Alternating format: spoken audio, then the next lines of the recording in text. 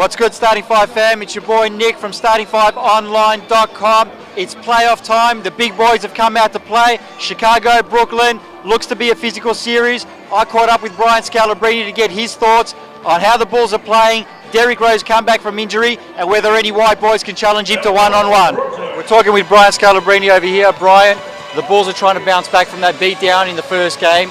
It wasn't a typical Chicago Bulls performance. Coach Thibodeau is not going to have that team playing like that 2 games in a row. What can we expect from the Bulls tonight? Well, you can expect that they're not going to get beat the same way they got beat in Game 1. What they're going to do is they're going to try to rotate their defense to stop Deron Williams. Now, I'm not saying that the Brooklyn Nets can't beat the Bulls in a different way, but for certain, they're not going to give up 56 points in the paint, and Deron Williams is not going to be able to come off pick and rolls and just completely dominate their defense. Now, I mean, the team's obviously playing hobbled in a sense. I mean, Joakim Noah's not 100%. How is this going to affect the Bulls' strategy and Coach Thibodeau's adjustments from game to game, heading forward and going back to Chicago for games 3 and 4? Well, he's not thinking about Joakim Noah, his injury, when he makes adjustments. He's thinking about how he can slow down Deron Williams. And you can do a certain amount of things. Load up the paint, play with high hand, put more pressure on him, maybe put some more size on him. Joakim Noah will be fine, at least mentally he will be. He'll be able to give you what he gives you. He's a tough kid. But Thibodeau, when it comes to adjustments, the adjustments are going to be made on what the Nets did and not what the Bulls can do. And I mean, obviously now speaking of injuries and things of that nature, Derrick Rose, it's been a hot topic all week.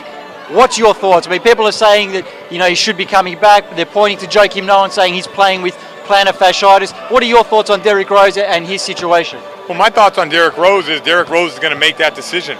He's not some guy out there that plays below the rim. He plays such a violent game. He goes one way, he jumps in the air, he contorts his body to make layups. I would not risk anything, especially the organization not wanting to risk anything, if this kid doesn't feel like he's 100%. And believe me, I know him. If he was 100% and he was mentally 100% and what he's coming back from, he would be playing. So at this point, do you think it's more mental rather than physical with Derrick? It's both. You can't take one without having the other. You got to mentally be able to jump through things, and physically you got to be able to handle that type of stress. Like, everyone wants to say what he should do. The only person that should be answering that question is Derrick Rose. Look, finally, before we let you go, we know you've got some work to do. I noticed on your Twitter recently that you set out a challenge to all the white dudes of America. No, I didn't set out a challenge. I just let them know that there is no possible way that you can beat me if you're not in the NBA. Do you reckon they'll be able to give you some points at least? You? Maybe. Listen, I'm not saying that you can't score on me. I'm just saying that you can't beat me. That's it. Get it through your head. You cannot beat me. Thank you very much, Brian. Appreciate it.